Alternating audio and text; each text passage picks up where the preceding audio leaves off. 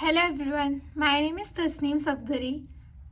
In today's video, I am going to explain question number 4 of end semester paper given by Dr. Shaligram Prajapat.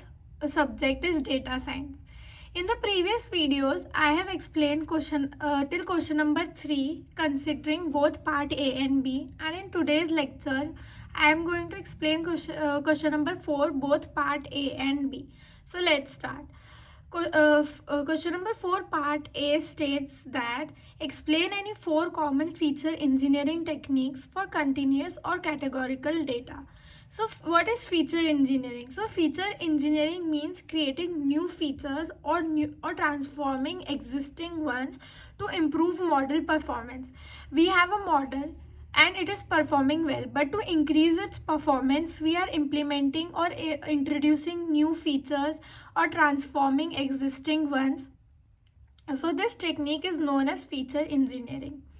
So below are 4 widely used techniques of feature engineering. So first is normalization. It is used for continuous data. So used to scale all values between 0 and 1.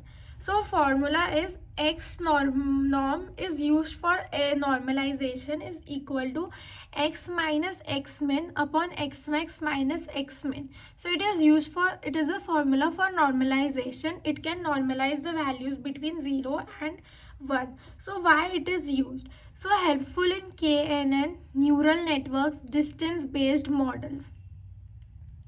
Prevents large scale features from dominating. So it prevents from large scale features from dominating.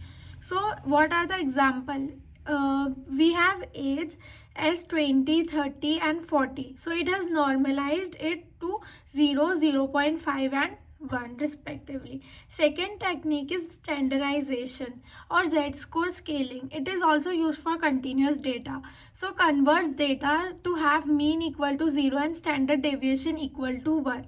So we have formula z equal to x minus nu upon sigma. So this is the formula for z-score normalization. So why it is used? Needed in logistic regression, SVM, linear regression, handles outliers better than min-max scaling. So outliers means value which is beyond which we have imagined from that beyond. So it is outlier. So it handles those outliers very better than min-max scaling. So example is if height is 170, nu is 160 and sigma is 10. So z is x minus nu upon sigma. So z equal to 1.0. Then third is one hot encoding, which is used for categorical data.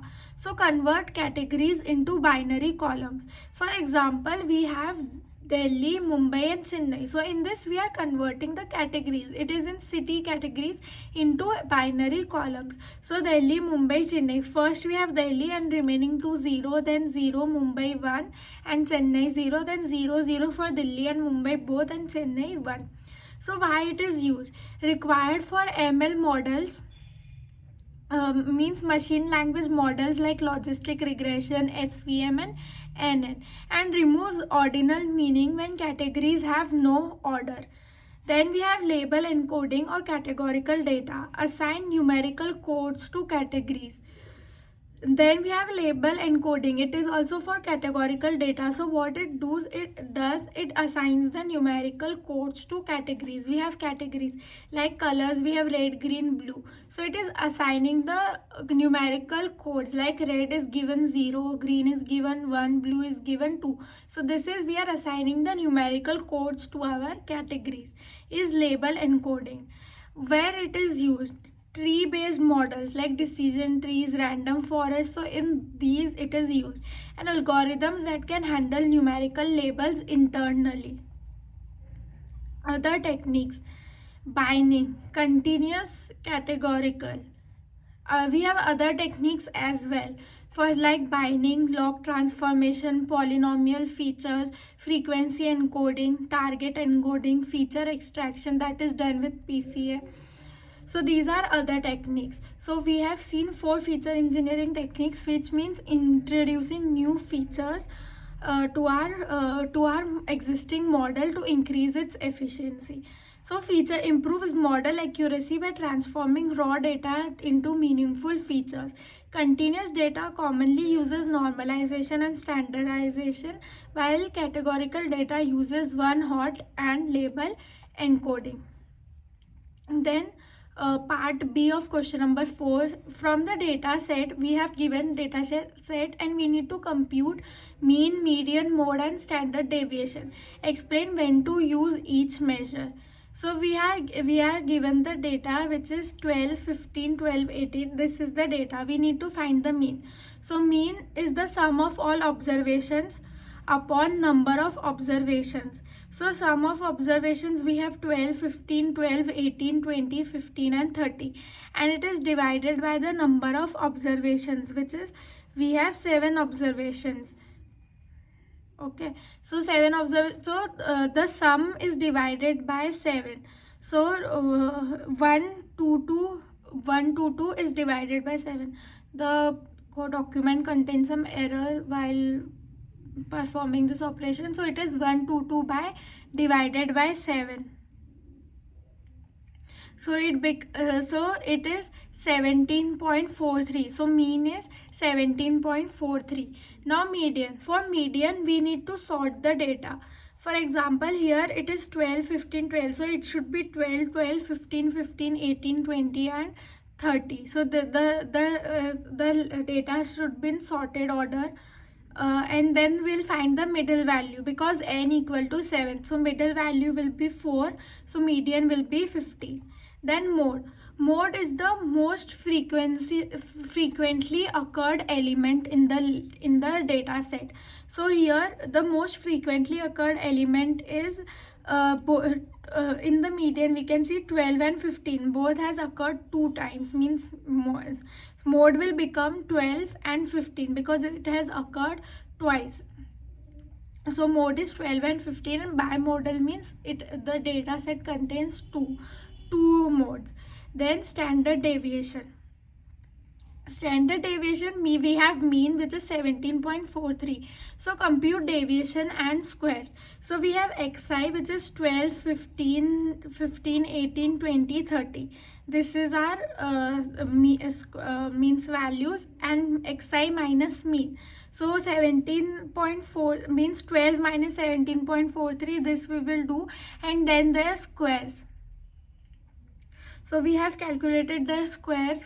5.43 square is 29. Similarly, we have calculated every square and the sum of xi minus mean square. So it becomes sum is 235.77. This is the sum of xi minus mean square. And variance is equal to standard deviation, means 235.77 is our sum of squares, and then we'll find the square root of this divided by 7.